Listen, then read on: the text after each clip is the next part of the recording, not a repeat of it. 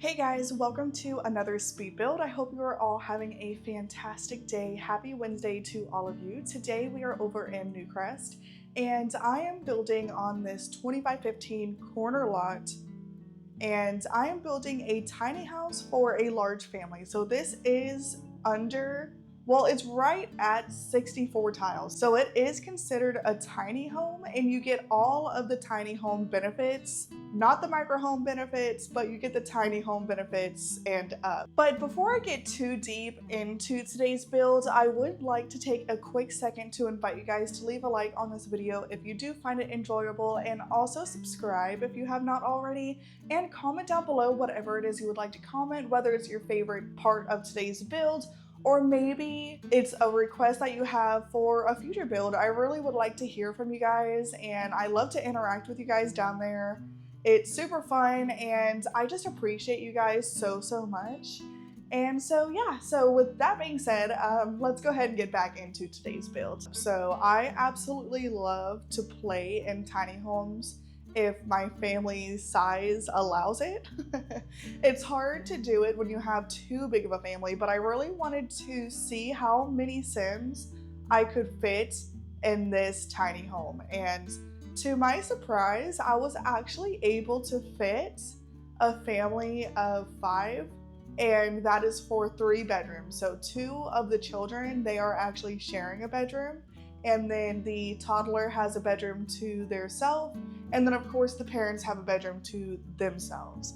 And so yeah, I was actually really happy with that number. I really wanted to try to fit 8 Sims in here, but this one wasn't gonna work. I do want to do the same thing again and try to fit 8 Sims into this time.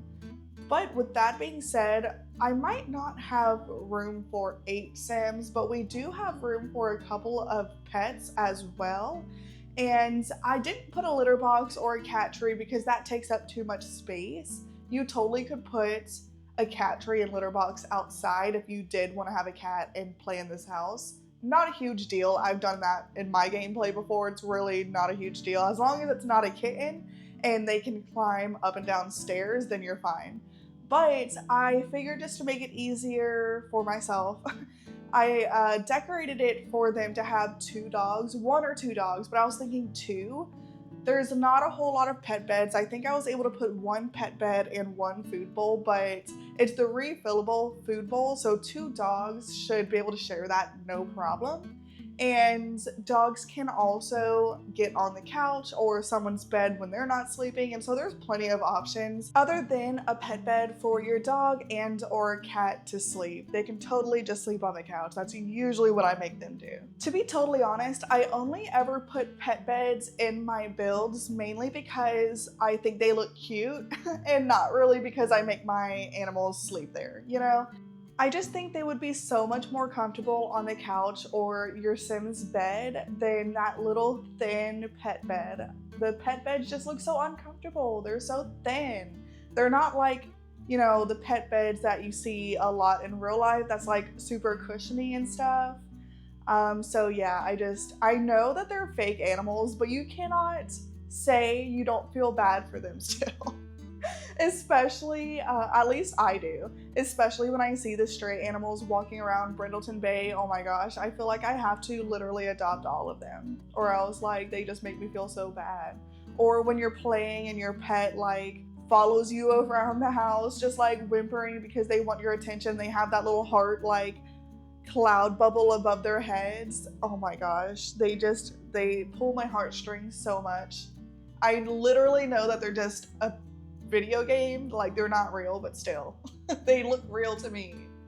They're real enough, I guess. But anyways, on another note, I have the backyard started for this house. So I was a little indecisive on how I wanted to do the yard for this build. I knew exactly the shape of the house I was going to do. I usually do this shape of house a lot when I do tiny homes just because I think it's so adorable, and I always tend to use these doors with it too. I just think it matches the look so much.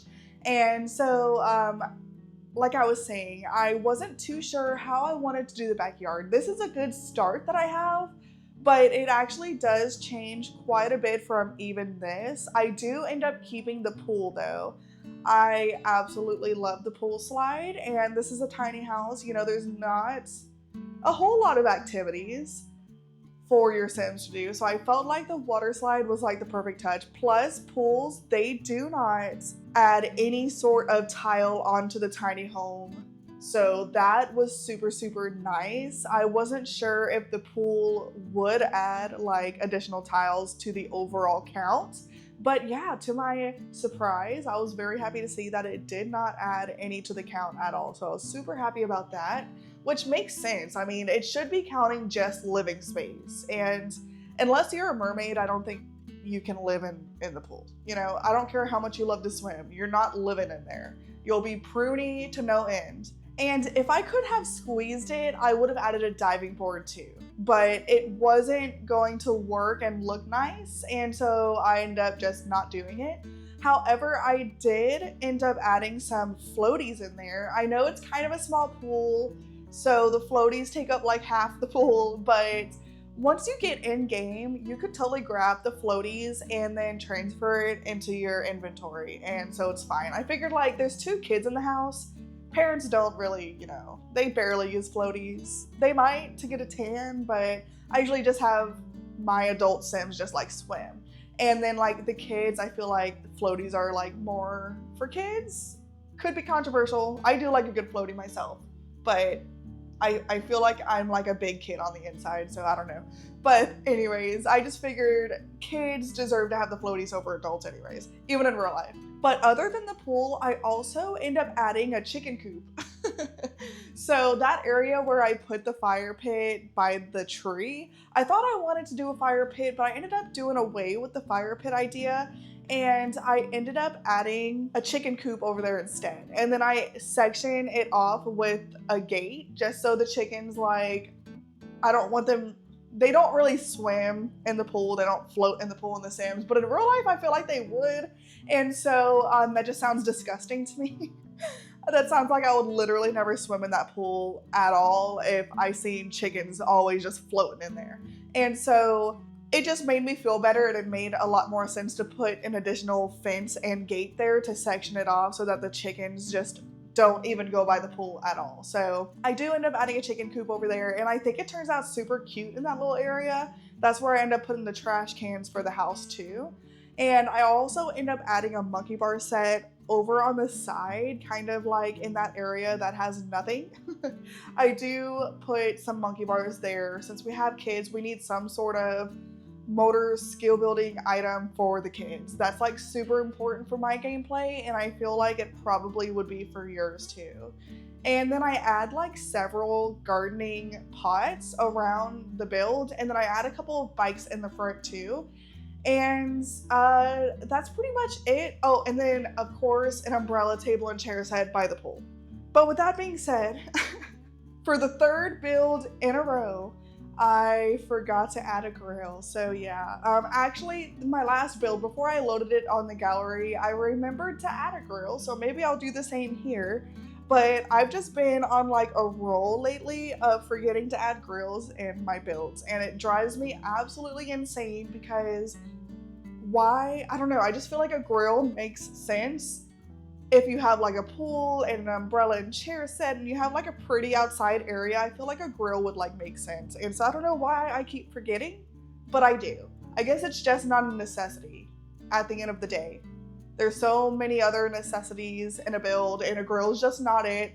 That's something that you guys could easily place, I guess. So it's really not a huge deal, but when I realize my build is not 100% complete, it drives me insane. I'm just, I guess, like a perfectionist. But just like everything in life, it never is perfect, even when I'm trying to make it perfect. So I need to get out of that mindset. But anyways, we are inside, and I am adding furniture that I know, or at least think I'm going to want to use. So you probably seen I just put a hamster cage in the hallway. It didn't fit in the kids' room, and I was debating on what I wanted to do in that hallway. I could have added just like a hall table and made it a unusable space, but I really love the idea of putting a hamster cage there instead. So once the toddler grows up, everybody has access to that hamster. It's not like tied down to anybody's room. And it's just like an additional item that is really good for gameplay. I think the hamsters are actually super cute. I know my first pet stuff is a controversial pack, and I get it. It kind of sucks that you have to buy cats and dogs to be able to buy that one, but I also kind of understand why they did that to an extent. But yeah, they learned their lesson on that one, I think. We never did get another stuff pack like that. But I am going to admit that I kind of like my first pet stuff. There's a lot of cute additional pet items in there, like additional pet beds and toy boxes and these hamster cages. And so I kind of don't mind my first pet stuff, but I would definitely recommend catching it on sale when it's like $5. I think it's worth $5, way more than it's worth $10 for sure. But yeah, I did add a hamster cage in there, and then right next to the hamster cage, I ended up adding the food bowl for the dogs. And where I have the kids' room and where I had the toddlers' room, that ends up switching just because I wanted to use the bunk beds for the kids, and I totally hate the way it's like blocking that big, pretty window on the side of the house. So I end up swapping those two rooms. And we're almost done with the master room already. So furnishing this house came together so quickly because of how small it was. But that's kind of like one of the nice things about tiny homes, is that it does come together very quickly. And I also think that they're just super fun to make. I love squeezing as many items in an area as possible. With that being said, you're probably wondering if this bed is even functional for two parents. And it is. However, the first Sim you have go to bed for the night, make sure that they scoot all the way over, or else the other Sim is not going to be able to get in bed and sleep. They're going to be stuck sleeping on the couch and they're going to be very angry going to work in the next morning. But the Sims team, about a year or two ago, they did an update where I think the Sims were always supposed to be able to scoot over, if I'm not mistaken. Maybe not, but I think they were supposed to. It just didn't work how it was supposed to work. And so the Sims team ended up fixing it about a year or two ago. And so it works perfectly now. And that is why I've been doing that a lot more lately, because I know for a fact it works. You just have to make them scoot over first. I'm pretty sure an easy way to do it is make them relax and then press scoot over, or maybe just press that side of the bed. Either way, you know, you guys will figure it out. If you don't know about it, I'm sure you'll figure it out. You're smart. It's not hard. It's easy. Trial and error is all that it takes sometimes. Anything through life, it takes trial and error. First time being the charm is rarely the case with anything in life, to be honest. But moral of the story is yes, that bed is functional for two Sims. And I also was able to fit a computer in the parents' room too. I just chose that city living desk that is super small. It's like on one tile. And I also think it's cute and it matches the room perfectly. And then we were able to fit a dresser and a mirror in there as well. So that room is 100% functional. I did not put a dresser in the kids' room or the toddler's room because there's one in the parents' room. It's really not needed in anybody else's room since there's at least one in the house. So it was important for me to fit it in the parents' room because I knew the other two rooms were going to be way too small for me to even try to fit it in there. And we are now working on the kids' room, and I knew that I wanted to do a bunk bed. I love these bunk beds. They're so cute and so functional. I could have done just a loft bed and then put more items for the kid in the kids' room, but I really wanted to squeeze as many Sims in this house as possible. And so that is why I ended up doing a bunk bed instead, and I am trying to expand my horizons with the bunk bed. I said this in the last build. I have usually done the same bed on the top and bottom just because it matches better, but I found this bed on the top, the actual loft part with the ladder, that is from Growing Together, and that is one of my favorite bunk beds because it has like cute drawings and stuff on it and has some really cute swatches. And then the bed on the bottom, I believe is actually from kids' room stuff, and those two actually match really, really good together. I love how it's like a blue and orange theme in their room, and I know, you know, it's not exactly the same as the one on top. The one on top has like clouds and it's like mainly just blue, but the woods match almost perfectly. And that is really what matters to me. I don't know why. I don't know if it's like my OCD acting up or what it is, but if the frames do not match, if one is like light wood and one's dark wood, it drives me absolutely insane. That's not to say that I would never do that in a build, because sometimes I just do random stuff. But for the most part, I just never do that. It just drives me insane. And so both of them being that like dark red orangey wood just matched perfectly. And so that is how I developed the blue and orange theme. Plus, that wallpaper is from Parenthood, I believe. Yeah, I believe it is. And it has like sports and stuff on it, and I think it's so cute, and it's like blue and there's orange notes in it, and so the whole room just tied together beautifully. And I also used a rug from My First Pet Stuff. I've used My First Pet Stuff quite a bit in this build, as far as I can see now. And it's a frog. I know like frogs and sports are kind of weird together, but it's a kid's room. It doesn't have to make sense. And I do think it turned out very, very cute. There's also a mental table in there. And then I put like that shelf with like trophies and medals on it. They're twins, and I feel like they both earn medals and trophies, and both of their trophies and medals are up there. And so yeah, and then the toddler's room I think turned out adorable too. There's really not much to say about it. It's really cute. It's like teal and like pink and purple, a bunch of different colors, and I just think it turned out absolutely adorable. That wallpaper is from the kit that Plumbella did with the Sims team, and I just think it is so cute. It's one of my favorites in the game, to be totally honest. It's so, so adorable. For kids' rooms and teens' rooms is typically what I use it for, but really, honestly, I would do it. I would have it in real life. And I'm almost 30. It's so adorable. I think it's so cute. Now, as far as the skill building items for the toddler that I included in that room, I have a toy box, so they should be able to raise their creativity skill with that. I added the blocks, which of course is motor or movements for the toddler, and then they can raise their mental skill as well. And I also included like a stuffed animal in there so that they can raise their social skills super, super easily that way. And then of course, I did not forget to add a toddler potty, and the toddler potty is in the bathroom. And I used the cutest one in the game, which is from Growing Together, and has like the little heart at the top. And there's some like really cute swatches. I usually just use white though for some reason, but yeah, I used that in the bathroom. And speaking of the bathroom, I was actually able to fit a large bathroom in this house. You guys probably have been looking at it this whole time thinking, wow, that is definitely a huge bathroom for a tiny house. And the reason why I did it so big is because I wanted to do the shower tub combo. Since there is a toddler in the house, they have to take a bath somehow or else they stink horribly. And so I'm not trying to be mean to the toddler here, okay? And it just kind of fit that way. It fit that way, and I wasn't about to try to rearrange it to have a smaller bathroom when it fit. And so why not have the bigger one, you know? Honestly, this floor plan is like so functional for such a small house. I am very, very happy with the way that this build turned out. I really hope you guys like it as well.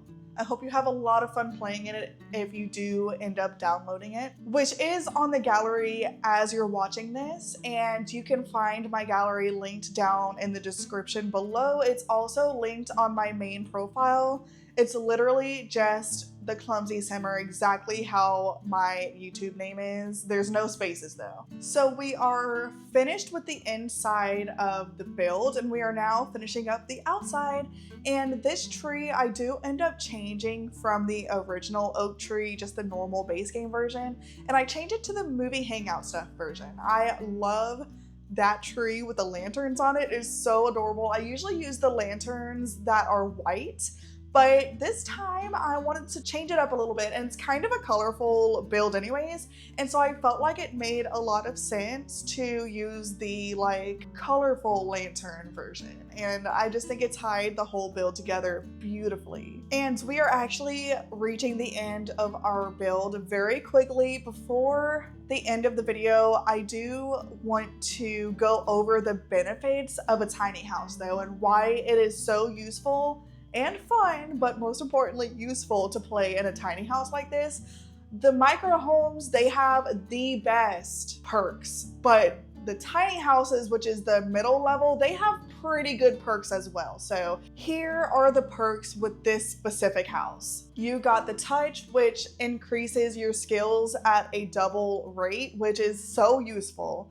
Cozy comforts, which means everything's twice as comfortable as it generally is. There's lighten the load, which means lower bills, and I want to say that the bills are like cut in half. Maybe not, it's been a while since I've played in a tiny house, but your bills are cut a lot. And then feeling fine all the time, which means buffs last twice as long.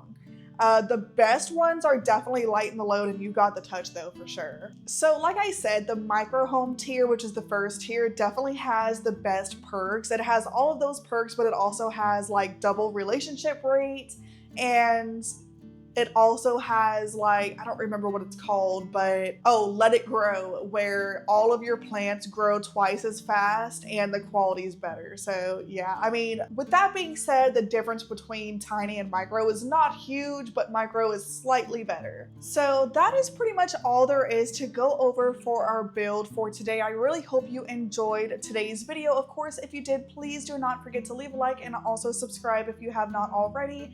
Share this with your friends if they are simmers as well, and comment down below whatever it is you would like to comment. I love to read your comments and interact with you guys down below. I hope you all have an amazing day or night wherever you are, and I will see you all in the next one very soon. Bye guys!